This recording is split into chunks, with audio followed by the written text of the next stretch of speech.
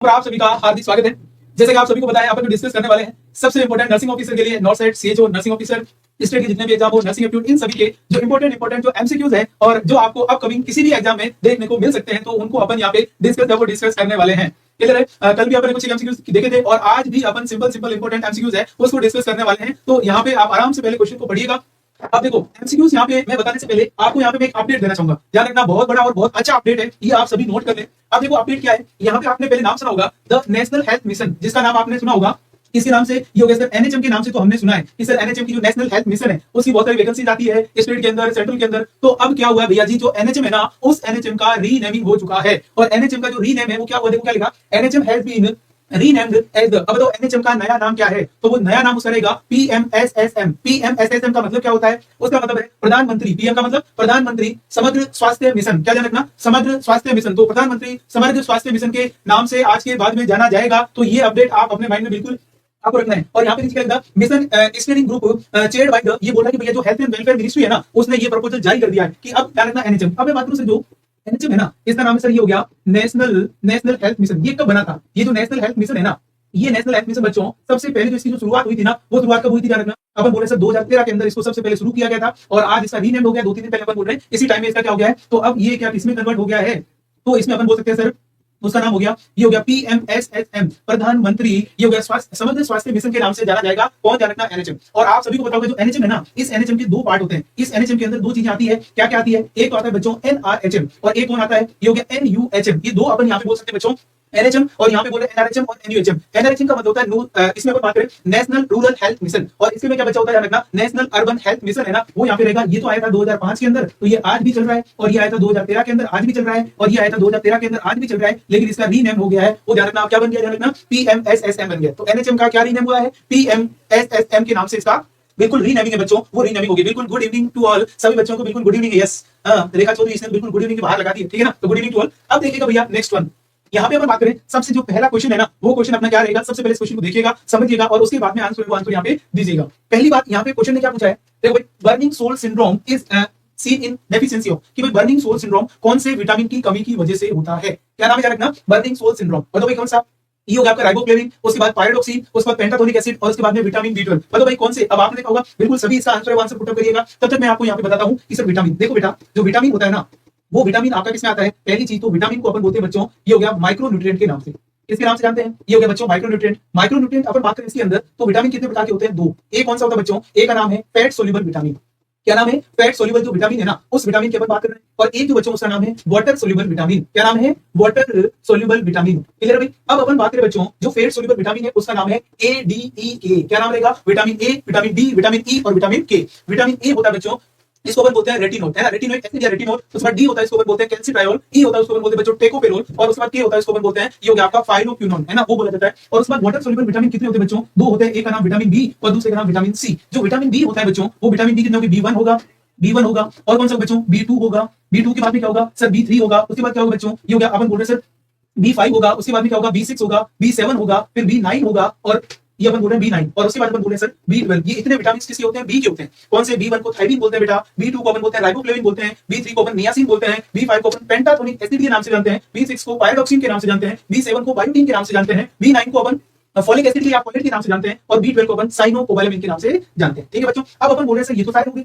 इनमें कौन से विटामिन में क्या होगा, बर्निंग सोल। बर्निंग सोल का मतलब क्या हुआ कि आप ये पैरों में जलन हो रही है, तो बताओ कौन से विटामिन की कमी से होगी। पहला लिखा राइबोफ्लेविन। बेटा राइबोफ्लेविन की वजह से आपकी जो है ना मुंह में छाले होंगे। क्या होगा रखना, यहाँ पे अपन बोल सकते हैं, तो मुंह में जो अपन बोल सकते हैं अल्सर होते हैं, तो वो किसकी वजह से होते हैं, राइबोफ्लेविन की वजह से। इसका मतलब नहीं होगा। फिर नेक्स्ट अपन बोल रहे हैं विटामिन B12 की कमी से बेटा पर्निशियस एनीमिया या मेगलोब्लास्टिक एनीमिया होता है। इसका मतलब ये भी नहीं होगा। फिर अपन बोल रहे हैं पेंटाथोनिक जो एसिड है ना, इसकी कमी बहुत, डेफिशिएंसी बहुत कम होती है, क्योंकि ये अपनी बॉडी को बहुत कम अमाउंट में चाहिए। इसका मतलब ये भी नहीं होगा। ध्यान रखना, पैरों के अंदर झुंझुनाहट होना, ये जो पायरोडॉक्सिन है ना, यहाँ पे जो अपन बोल रहे हैं सर, अपना जो आंसर है ना, वो आंसर क्या जाएगा, पायरोडॉक्सिन। अब मैं कह रहा हूँ यदि किसी को पायरोडॉक्सिन की कमी हुई, इसको अपन B6 बोलते हैं, तो इसका मतलब क्या होगा, इसको अपन बोलते हैं बर्निंग फिट सिंड्रोम के नाम से भी जानते हैं भाई। इसके नाम से ध्यान रखना, बर्निंग फिट सिंड्रोम उसके नाम से यहाँ पे अपन इसको जानते हैं, क्योंकि इसके ध्यान रखना पैरों में क्या होगा, पैरेस्थीसिया होगा। पैरेस्थीसिया का मतलब पैर सुन्न पड़ेंगे रातों में, और साथ में क्या देखने को मिलेगी, ये हो गया नंबनेस है, वो नंबनेस। कभी आपने देखा होगा आपके घर वाले आसपास के लोग बोलते हैं सर मेरे पैरों के अंदर तो झंझनाहट आती है और रात में मेरे पैर सुन्न पड़ जाते हैं, सुबह उठता हूँ तो ध्यान रखना, पैर में जो सुन्ननेस देखने को मिलती है, नमनेस देखने को मिलती है, तो बच्चों उसको अपन यहाँ पे क्या बोलते हैं, ये हो गया पायरोडॉक्सी, और इसकी कमी की वजह से होता है। बाकी मैंने बता दिया इसकी वजह से एनीमिया वगैरह, आगे भी बहुत सारे क्वेश्चन आएंगे। एक क्वेश्चन के ऊपर पूरा न्यूट्रिशन क्लियर कर सकता हूं, लेकिन अपन आगे बहुत सारे ऐसे क्वेश्चन आएंगे तो आपके ऑटोमेटिकली क्लियर हो जाएगा बच्चों। ठीक है, अगला भाई ये भी अच्छा क्वेश्चन है, देखिएगा, पढ़िएगा और समझिएगा। क्या क्वेश्चन है बेटा, diet to be given prescribe in hypertension. बताओ भाई, बीपी वाले पेशेंट में आपके हिसाब से कौन सी डाइट है वो डाइट देनी चाहिए? बताओ भाई, बीपी वाले पेशेंट को कैसी डाइट देनी चाहिए? आप बोले सर सीधी सी बात है, कम नमक वाली डाइट, कम फेट वाली डाइट, ऐसा डॉक्टर बोलता है आपको। यहाँ पे देखो, फ्रूट्स हो गया, वेजिटेबल या लो साल्ट डाइट, प्रोटीन फाइबर लो साल्ट डाइट, कार्बोहाइड्रेट फाइबर लो साल्ट डाइट, उसके बाद फ्रूट्स हो गया, वेजिटेबल हो गया, एंड लो डाइटरी जो फाइबर है वो हो गया, ऐसी दोगे। पहली बात बेटा मैं बात करूं ना, ये देखो मैं यहाँ पे बात कर रहा हूँ हाइपरटेंशन। आप जब तक आंसर दो तब तक मैं आपको थोड़ा सा इसके बारे में बता देता हूँ। बेटा हाइपरटेंशन का मतलब क्या होता है? इसका मतलब होता है अपनी बॉडी का जो ब्लड प्रेशर है ना, जिसको हम बीपी कहते हैं। नॉर्मल बेटा अपनी बॉडी का बीपी कितना होता है? 120/80 mm ऑफ Hg। और ये क्वेश्चन कोई सिंपल क्वेश्चन है, और ये क्वेश्चन बेटा नॉर्थ सेट ने एक बार पूछ लिया। अब देखो दिल्ली एम्स के एग्जाम में इसके क्वेश्चन को पूछ लिया, क्योंकि क्वेश्चन कुछ भी पूछा जा सकता है। अब अपन बोले सर ये तो क्या ध्यान रखना, नॉर्मल बीपी है, ये अपनी क्या है, नॉर्मल है, वो नॉर्मल बीपी है वो रहेगी। बीपी कितने से ज्यादा होगी तो उसको अपन हाइपरटेंशन कहेंगे। अब बेटा हाइपरटेंशन को शॉर्ट में बोलते हैं एच, क्या बोलते हैं ना, HTN। और हाइपरटेंशन कब बोलेंगे? यहाँ पे मैं कह सकता हूँ कि यदि बीपी कितनी होगी, 130/90 से ऊपर जारी है, तब जाके उसको अपन क्या बोलेंगे सर, हाइपरटेंशन बोलेंगे। अब बेटा जो हाइपरटेंशन होता है, आप बोलो सर हमें तो हाइपरटेंशन का कारण बता दो, आप हाइपरटेंशन क्यों होता है? मैं बोलूंगा कि भैया मेरे पास भी कारण नहीं है, और हाइपरटेंशन का कोई कारण नहीं होता है। ये पहला क्वेश्चन मैं बताऊं, ये जो क्वेश्चन मैं बता रहा हूं बेटा, क्वेश्चन आया था most common cause of hypertension, Bhopal AIIMS के अंदर ये क्वेश्चन पूछा गया बेटा। और क्वेश्चन क्या पूछा था कि बताओ भाई इसका मोस्ट कॉमन जो कोज है वो कोज क्या रहेगा? तो ध्यान रखना अननोन था, किसी को पता ही नहीं है। तो ये आपको यहाँ पे ध्यान रखना, इसी को अपन बोलते हैं प्राइमरी कारण। तभी तो बेटा हाइपरटेंशन का इलाज क्यों नहीं है, इसको अपन बोलते हैं प्राइमरी। उसके बाद अपन बात करें सेकेंडरी कारण, और सेकेंडरी जो अपन बोल रहे कारण है ना, सेकेंडरी कोजेस की वजह से बेटा सेकेंडरी हाइपरटेंशन है, वो सेकेंडरी हाइपरटेंशन होता है। वो अपन बोल रहे हैं सर आपने क्या किया, नमक ज्यादा खा लिया, आपने तेल की चीजें ज्यादा खा ली, आपकी किडनी खराब है तो उसकी वजह से, आपने ज्यादा आपकी बॉडी में फ्लूइड हो गया तो उसकी वजह से, है ना, इन सब की वजह से क्या हो सकता है बच्चों, ये हो सकता है। तो अब ऐसे व्यक्ति को आपको किस प्रकार की जो डाइट है ना, वो डाइट यहाँ पे देनी चाहिए, उसकी मैं यहाँ पे बात कर रहा हूँ। किस प्रकार की जो डाइट है ना वो बच्चों देनी चाहिए, बताओ भैया। यहाँ पे उसमें देखो फ्रूट्स, वेजिटेबल और लो साल्ट। वैसे लो साल्ट तो देनी है, लेकिन वेजिटेबल और फ्रूट्स का यहाँ पे यहाँ इतना रोल नहीं है। फिर अपन बोल रहे हैं प्रोटीन फाइबर और लो साल्ट डाइट दे सकते हैं। उसके बाद कार्बोहाइड्रेट, यहाँ पे देखो फाइबर, कार्बोहाइड्रेट, ये सारी चीजें आ रही। अपन यहाँ पे बात करें उसके लिए सबसे जो बेस्ट डाइट है, वो बेस्ट डाइट कौन सी होगी बच्चों? ये आपकी रहेगी, कौन सी ध्यान रखना, ये हाइपरटेंशन की। आप प्रोटीन फाइबर और लो साल्ट डाइट है ना वो दे सकते हो, वो इसके लिए सबसे बेस्ट है, वो सबसे बेस्ट होगी। ये चीज आपको यहाँ पे ध्यान में रखना है। क्लियर बच्चों, एकदम बेसिक और सिंपल है, वो सिंपल आपका यहाँ पे क्वेश्चन है, क्वेश्चन रहा है। बाकी भी हाइपरटेंशन के ऊपर आगे क्वेश्चन आएंगे तो मैं अच्छे क्वेश्चन आपको यहाँ पे बताऊंगा। अगला क्वेश्चन, ये अच्छा क्वेश्चन है। आपने भी कभी लाइफ में ये चीजें खाई होगी, ये गोली तो आपने खाई होगी, और अगर आपने नहीं खाई है तो साल में एक बार पेट में कीड़े मारने की गोली जरूर खाइएगा। क्या नाम है बच्चों? The doses of tablet albendazole administered to prevent helminth is instant in adolescent. एक एडोलसेंट है, मतलब क्या होगा कि कोई भी एक कौन सा, ये हो गया 13 से लगाकर 19 साल के बीच में ये कोई भी लड़का लड़की है, और उसको आपको कौन सी टैबलेट देनी है? ये हो गया बच्चों एल्बेंडाजोल है, वो टैबलेट देनी है। तो एल्बेंडाजोल की टैबलेट कितने एमजी दोगे? अब देखना बच्चों, 200 mg वाली दोगे, 400 mg वाली दोगे, 500 mg वाली दोगे, या 600 mg वाली दोगे? बेटा यहाँ पे समझना, मैं 3-4 क्वेश्चन आपको एक साथ बता रहा हूँ। पहली चीज, ये जो एल्बेंडाजोल अपन देते हैं ना, ये देखो ये अपन किसमें देते हैं? अपन एक बोलते हैं नेशनल डी वार्मिंग डे। पहला क्वेश्चन बेटा आपका ये बनता है कि नेशनल डी वार्मिंग डे कब मनाया जाता है? तो ध्यान रखना, नेशनल डी वार्मिंग डे मनाया जाता है, ये हो गया 10 फरवरी को। कब मनाया जाता है? ये आपका क्वेश्चन है। इसको अपन बोलते हैं नेशनल कृमि दिवस। क्या बोलते हैं? कृमि का मतलब पेट में कीड़े मारने का जो दिवस है उसको अपन बोलते हैं। पहला क्वेश्चन ये हो गया। अब अपन बोल रहे हैं ये एल्बेंडा, इसके अंदर क्या करोगे? इसमें जो 0 से लगाकर 19 साल तक के जितने भी बच्चे हैं, भले वो कहाँ है बेटा? स्कूल के अंदर है। कहाँ पे? स्कूल हो गया, या बच्चे आपको कहाँ मिलेंगे? आंगनवाड़ी केंद्र में मिलेंगे बेटा। कहाँ पे मिलेंगे? आंगनवाड़ी सेंटर में मिलने। तो वहां पे आप क्या करोगे? कौन सी टैबलेट खिलाओगे बेटा? अपन बोले सर ये हो गया कौन सी टैबलेट? ये हो गया एल्बेंडाजोल। ये टैबलेट आती है, ये पेट के कीड़े मारती है ना, और इस टैबलेट को आपको खिलाना है। तो आप टैबलेट कितनी दोगे? ध्यान रखना, ये हो गया 400 mg की जो टैबलेट आती है ना वो देनी है ना, 400 mg टैबलेट। और इसको भी आपको ध्यान रखना, क्या करना है? ये होगा आपका च्यूएबल, मतलब ऐसी टैबलेट जिसको आपको चबा के खाना है। टैबलेट खाली नहीं होती है, ये आपकी कड़वी टैबलेट नहीं होती, टैबलेट मीठी होती है, ध्यान रखना। इसको आपको खाना है। यदि आपसे पूछा जाए कि 1 ईयर में, कि एक साल में आपको कितनी बार टैबलेट खानी चाहिए, तो बेटा यहाँ पे अपन बोल सकते हैं 2 बार। 2 बार कब? एक तो 10 फरवरी को खिलाई जाती है बेटा, और उसके बाद में एक 10 अगस्त को खिलाई जाती है। ये अपन बोल रहे हैं एक साल में ओनली कितनी बार खिलानी है? 2 बार। ओनली कितनी बार? 2 बार आपको खिलानी है, ये आपकी एल्बेंडाजोल। अब मैंने बोल दिया कितने। ये क्वेश्चन बेटा अपन बात करें कहां पे आया हुआ है? ये राजस्थान जो सीएचओ है ना, उस राजस्थान सीएचओ के अंदर भी ये क्वेश्चन पूछा हुआ है कि आपको एल्बेंडाजोल की जो कितने एमजी की टैबलेट खिलानी चाहिए, तो वो खिलानी चाहिए आपको 400 mg की। बिल्कुल, इसका जो सही आंसर है वो बेटा क्या होगा? बी है, वो बी यहाँ पे सही आंसर है। ये मैंने पूरी बात बता दी। ये हो गया कि भाई कहां देते हैं और क्यों देते हैं, ये तो इसने ऑलरेडी बता दिया कि भाई जो हेलमेंथीज है ना उससे प्रिवेंट करना है, उससे बचाने के लिए दी जाती है। बिल्कुल बेटा, मैं हिंदी में बोल रहा हूँ पूरा, है ना, जो बोल रहा है हिंदी में बोल रहा हूँ, पूरा हिंदी में बोल रहा हूँ बेटा, इंग्लिश में बोल ही नहीं रहा हूँ। पूरी बातें ऐसे बोल रहा हूँ जैसे तुम्हारे सामने बैठ के बोल रहा हूँ, है ना। तो ये देखिएगा। उसके बाद देखो नेक्स्ट वन, अब यहाँ पे देखना क्या लिखा हुआ है, the diluent used for reconstitution of BCG. अब ये बोल रहे हैं कि बीसीजी वैक्सीन के जो है बीसीजी वैक्सीन आती है, आपने देखा होगा जन्म पे लगती है, उस बीसीजी वैक्सीन आप किसके साथ में रिकंस्टिट्यूट करोगे? रिकंस्टिट्यूट का मतलब होता है मिलाना, क्योंकि बीसीजी वैक्सीन पाउडर में आता है। अब उसके साथ में आप नॉर्मल सलाइन मिलाओगे, डिस्टिल्ड वाटर मिलाओगे, डेक्सट्रोज मिलाओगे, या ग्लिसरीन मिलाओगे। पाउडर फॉर्म की वैक्सीन किसके साथ में मिलाया जाता है? तो यहाँ पे अपन बोल रहे हैं, इसमें देखो भाई, इसमें अपन यहाँ पे बात करें तो इसमें देखना सबसे पहले बीसीजी वैक्सीन। बताओ बेटा बीसीजी वैक्सीन किससे बचाती है? तो ये ध्यान रखना, टीबी से बचाती है। किससे बचाती है? किसके लिए यूज करते हैं? जो टीबी होती है, जिसको अपन क्षय रोग के नाम से जानते हैं। तो उस टीबी है ना, उस टीबी से बचाने का काम है वो काम करेगी, ये हो गया। अब इसकी जो वैक्सीन है वो वैक्सीन आती है सर पाउडर फॉर्म में। कैसी आती है? पाउडर फॉर्म में। अब पाउडर फॉर्म में कुछ तो मिलाना होगा, तो बीसीजी की जो वैक्सीन है, ये बीसीजी वैक्सीन के साथ में और क्या मिलाओगे या मिक्स करोगे? तो इसमें अपन बोले सर आप एनएस मिलाओगे, डिस्टिलवाट मिलाओगे, डेक्सट्रोज मिलाओगे, ग्लिसरीन। ध्यान रखना हमेशा बीसीजी के साथ में एनएस मिलाया जाता है, जिसको अपन बोलते हैं नॉर्मल सेलाइन। क्या मिलाया जाता है? Normal saline. और फिर बच्चे को लगाया जाता है। और बीसीजी आप सभी को पता है एट बर्थ पे 0.05 ml बेटा है वो लगाई जाती है जन्म पे, और ये टीबी से प्रिवेंट करेगा। और कौन सी टीबी से बेटा? उसका नाम है एक्स्ट्रा पल्मोनरी टीबी। कौन सी? Extra pulmonary TB. बेटा टीबी किस जगह हो सकती है? तो ध्यान रखना टीबी अपनी बॉडी के प्रत्येक भाग में हो सकती है। आप ये सोच रहे हो टीबी ओनली लंग्स में होती है? नहीं, टीबी अपने बाल को छोड़ के आपके बॉडी के किसी भी पार्ट में हो सकती है ना। तो ये एक्स्ट्रा पल्मोनरी टीबी से बचाने के लिए अपन देते हैं। तो इसको आप पाउडर फॉर्म किसके साथ में मिक्स करोगे? तो वो अपन करेंगे एनएस के साथ में। ये बेटा थोड़ा सा आपको यहाँ पे ध्यान में रखना है। क्लियर चीज है। एक वैक्सीन आपने नाम सुना होगा सर, एक और वैक्सीन आती है जिसका नाम है मीजल्स। क्या नाम है बेटा? मीजल्स। और उसके साथ में आता है रूबेला। तो मीजल्स रूबेला वैक्सीन को शॉर्ट में अपन बोलते हैं बेटा एमआर की वैक्सीन। और जो एमआर की वैक्सीन होती है उस एमआर की वैक्सीन को आप किसके साथ में मिक्स करोगे? ये देखो, ये भी पाउडर, इसमें भी अपन बोल रहे हैं सर ये हो गया आपका पाउडर। और इसमें भी अपन बोल रहे हैं किसके साथ में मिक्स करोगे? तो ये एनएस के साथ में नहीं करेंगे। ये बेटा जो डिस्टिल वाटर नॉर्मल जो श्वेत पानी है ना, एकदम क्रिस्टल पानी आता है ना, उसके साथ में आप मिलाओगे, है ना। ये अपन यहाँ पे बात करें, कभी कभी आपके भी क्वेश्चन आ सकता है कि जो मीजल्स या जो खचरा की वैक्सीन आती है उसको किसके साथ में मिलाया जाता है? तो आपको बताना सर डिस्टिल वाटर। और बीसीजी वैक्सीन पाउडर फॉर्म में आती है, इसको किसके साथ मिलाया जाता है? तो वो एनएस के साथ। यदि आपने इसमें डिस्टिल वाटर मिला दिया तो क्या होगा? फिर आप बच्चे को लगाओगे ना, तो बच्चे के यहाँ पे जिस जगह आपने लगाई वहां पे जलन महसूस होगी। तो उस जलन की वजह से अपन क्या करते हैं बच्चों? एनएस है वो एनएस का यूज है वो यूज करते हैं। यस, है ना, बिल्कुल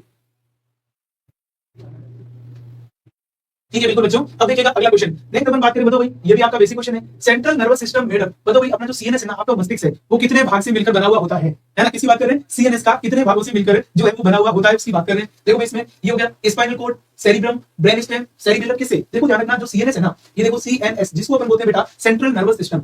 इसके नाम से ये हो गया sir central nervous system. Central nervous system. और बेटा जो सेंट्रल नर्वस सिस्टम जो सीएनएस होता है ना, इसकी बात करें, ये हो गया सीएनएस। इस सीएनएस के अंदर दो चीजें आती है, एक तो आता है पूरा ब्रेन और साथ में आता है बेटा स्पाइनल कॉर्ड। तो ब्रेन और जो स्पाइनल कॉर्ड की पूरी स्ट्रक्चर है ना उसमें, अब आप सर ब्रेन में क्या क्या आता है? तो ब्रेन में एक तो आता है बच्चों, ये अपन बोल रहे हैं सेरिब्रम है ना, वो सेरिब्रम आता है। और क्या आता है बताओ? अपन बोल रहे हैं ब्रेन स्टेम आता है। कौन आता है? ये हो गया ब्रेन स्टेम आता है। और कौन आता है बच्चों? नेक्स्ट नंबर बात करें, ये हो गया सेरिबेलम आता है। कौन आता है? सेरिबेलम। इसका मतलब मैं कह रहा हूं ये भी होगा, ये भी होगा, ये भी होगा और ये भी। इसका मतलब ये ऑप्शन भी राइट है, ये ऑप्शन भी राइट है और ये ऑप्शन भी राइट है। इसका मतलब यहाँ पे आंसर क्या जाएगा बच्चों? ये हो गया ऑल ऑफ अबव है, वो ऑल ऑफ अबव जाएगा। तो सीएनएस के कितने भाग होते हैं? दो, ब्रेन और स्पाइनल कॉर्ड। ब्रेन में ये चीज धरना, सेरिब्रम भी ब्रेन में आता है, मिड ब्रेन भी इसमें आता है, और इसमें जाके अपन बोल रहे हैं सेरिब्रम। ठीक है, तो इसका आंसर क्या जाएगा? डी जाएगा। अब मैं बताऊं, ये भी अच्छा क्वेश्चन और सिंपल क्वेश्चन है, बेसिक क्वेश्चन। क्या लिखा बच्चों? The pituitary hormone that stimulates secretion of milk from mammary gland। ये कह रहा है कि जो मेमरी ग्लैंड का होती है, जो मदर होती है ना, उस मदर की जो ब्रेस्ट है ना, उस मदर के ब्रेस्ट में मेमरी ग्लैंड होती है। मदर के ब्रेस्ट है ना, उसमें कौन सी ग्लैंड होती है? Mammary gland. वहां से जो मिल्क है ना, उस मिल्क का जो सिक्रेशन है, उस सिक्रेशन को बढ़ाने के लिए पिट्यूटरी से कौन सा हार्मोन आता है? क्वेश्चन समझ में आया? क्या कह रहा हूं कि जो मेमरी ग्लैंड है कहां पे? मदर के ब्रेस्ट में। वहां से अपन बोल रहे हैं, और वहां से क्या होगा? मिल्क का सिक्रेशन ज्यादा होगा, तो मिल्क के सिक्रेशन को बढ़ाने के लिए पिट्यूटरी ग्लैंड से कौन सा हार्मोन आएगा? उस हार्मोन का नाम क्या है? Oxytocin, progesterone, oestrogen and prolactin. बताओ भाई कौन सा हार्मोन है वो आएगा यहाँ पे बढ़ाएगा? उसकी अपन यहाँ पे बात करें।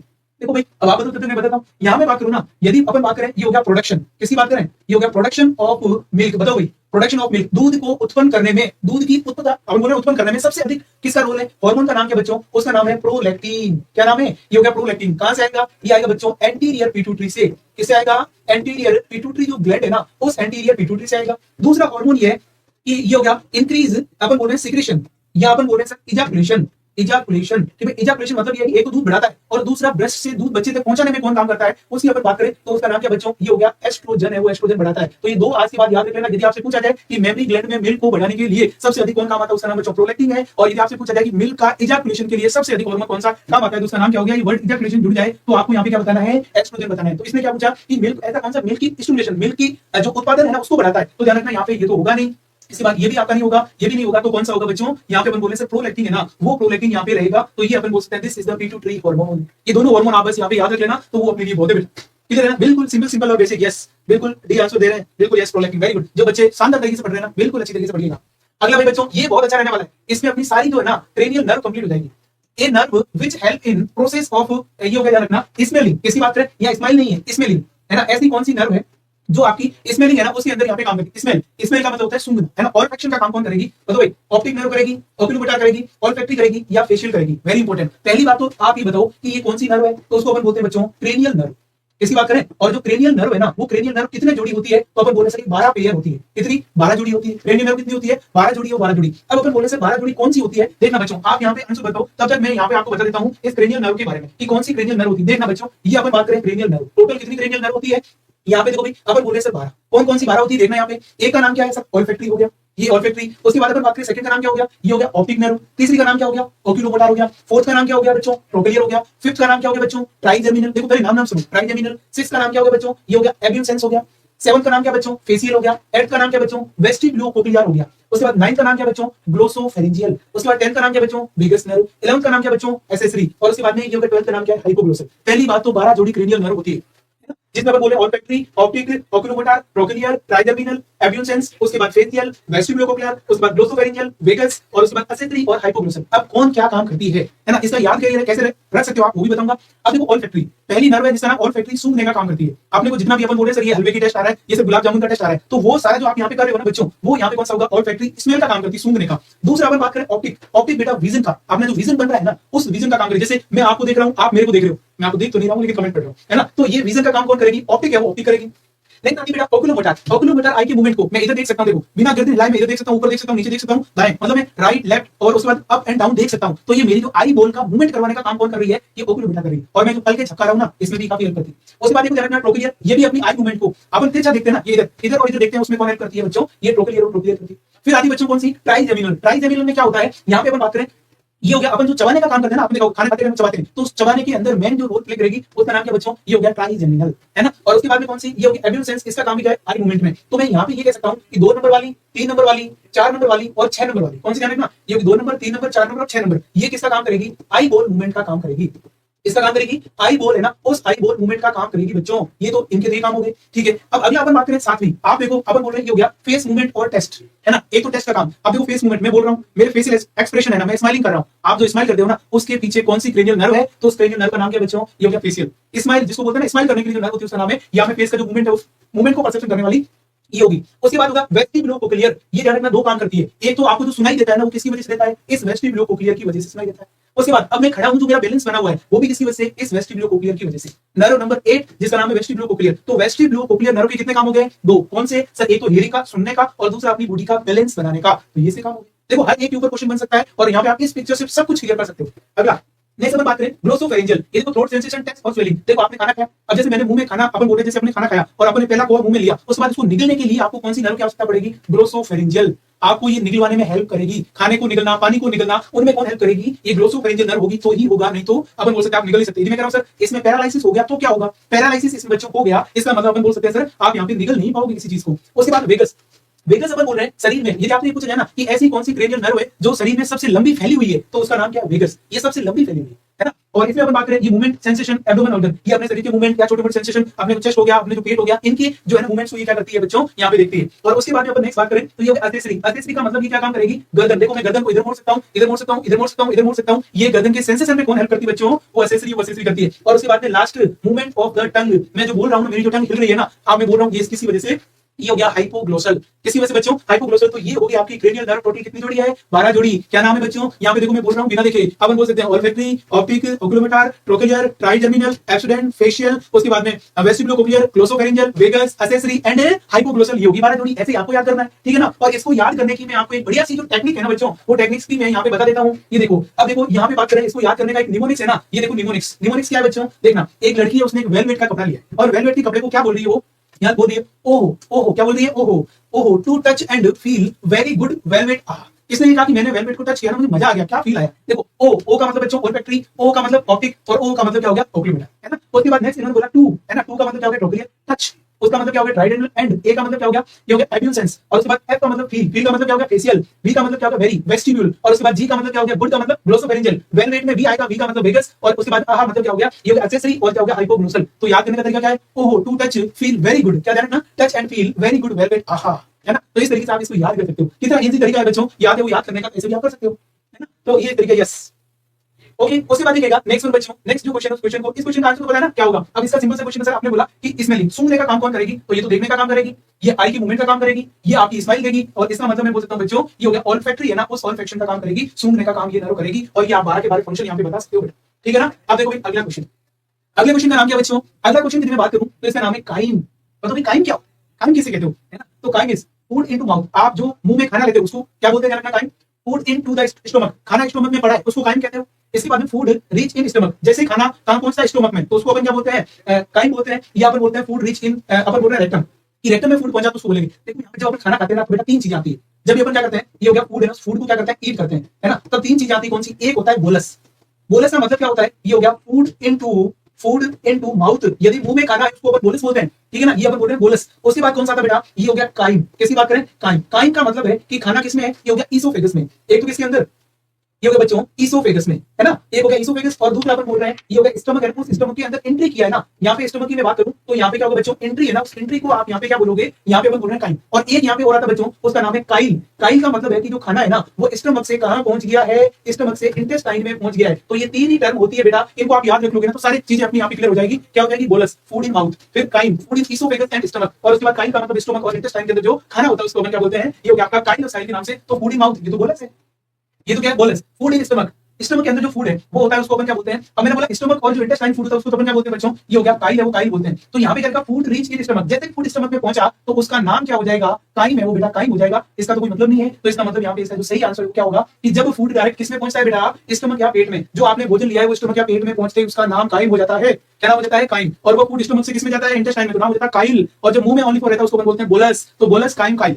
बोलस काइम काइल, ठीक है ना, ये अपन बोल सकते हैं। और उसके बाद में आज का लास्ट क्वेश्चन बेटा ये रहने वाला है ना। देखिएगा, इसको पढ़िएगा और इसको आंसर करिएगा। यस, नाइस, वेरी गुड, है ना। इसमें अपन बात करें, the normal heart rate of infant after birth में बी रेंज। बताओ जैसे ही बच्चा पैदा होता है, पैदा होती है उसकी हार्ट रेट नॉर्मली कितनी होती है, बताओ भाई, किसके बीच में, 100 से लगाकर 180 तक, उसके बाद 130 से 170, 120 से 160, या अपन बोल रहे हैं 100 से लगाकर 130। बताओ भाई, नॉर्मली बच्चा पैदा होते ही पहली बात मैं कह रहा हूं, एक होता है बेटा फीटस। किसकी बात करें, फीटस। और जो फीटस होता है ना तो वो माँ की पेट में होता था तो उसको फीटस कहते हैं। और जो फीटस है उसकी जो हार्ट रेट होती है वो कितनी होती है बेटा, ये 120 से लगाकर कितनी होती है, 160 है ना, उसके बीच में ये होगा आपका बीट पर मिनट। बीट क्या हो गया, पर मिनट है वो, पर मिनट। उसके बाद जैसे ही बच्चा पैदा होता है, न्यूबॉर्न, है ना, और न्यूबॉर्न होते ही उसकी कितनी हो जाएगी, बताओ भाई। इसमें अपन बात कर रहे हैं तो वो आपकी अपन कह सकते हैं जैसे न्यूबॉर्न होगा तो उसकी थोड़ी बहुत कम होगी, और कम होगी अपन बोल रहे हैं सर 110 से लगाकर ये होगा 140 तक रहती है। फिर अपन बोल रहे हैं जैसे बच्चा इन्फेंट होगा, है ना, पैदा होने के बाद में क्या होगा, इन्फेंट है वो, इन्फेंट हुआ मतलब 1 साल तक का बच्चा हुआ, उसमें अपन बोल रहे हैं कि नॉर्मली है वो, नॉर्मली कितनी रहती है, 120 से लगाकर 130 है वो रहती है। कितनी रहती है रखना, 120 से लगाकर 130 है वो, 130 नॉर्मली यहाँ पे 1 साल के बच्चे में हार्ट रेट है वो, हार्ट रेट होगी, है ना। तो इसमें अपन बात करें यहाँ पे कौन सी होगी बताओ, 120 और 130, तो यहाँ पे कितनी, 100 से 180 नहीं होगा, 130 से 170 नहीं होगा, 120 ये तो किसके अंदर होती है, फीटस है, उस फीटस में होती है। यहाँ पे 100 से लगाकर 130 बताया, इसका मतलब बच्चों क्या होगा, अपन यहाँ पे जा सकते हैं, लेकिन मैंने आपको एग्जैक्ट बता दिया कि कितनी होगी भैया, 120 से लगाकर 130 है वो, ब्रीथ पर मिनट यहाँ पे रहने वाली है। क्या होने वाला है, ब्रीथ पर मिनट है वो रहने वाली है। इस तरीके से अपन यहाँ पे क्या कह सकते हैं, यस, वेरी गुड, ओके, ठीक है ना। उसके बाद में ये हो गया है ना, तो ये अपन ने बात करी इसकी बेटा, कुछ एक इंपोर्टेंट जो क्वेश्चन थी। अब देखो मैं आपको ये सिंपल क्वेश्चन कहां आएंगे, Rajasthan CHO, UP CHO, Bihar CHO, nursing officer, आपके नर्सिंग एप्टीट्यूड में सब जगह ये ऐसे क्वेश्चन है जो आपका बेसिक है वो बेसिक बनाते हुए चलेंगे। ये चीज आपको यहाँ पे बच्चों ध्यान में रखनी है, क्लियर है। तो बस आज के लिए इतने क्वेश्चन थे, कल की सेशन में कुछ और क्वेश्चन है, उस क्वेश्चन को देखेंगे। तो आज के लिए बच्चों इतना ही। Thank you so much for joining this class, thank you all everyone, all my loving dear student. और लास्ट में मैं हमेशा ये कहता हूं, यदि आप सीखोगे नहीं तो जीतोगे कैसे, पहले सीखना है और उसके बाद में जीतना है। थैंक यू सो मच बेटा।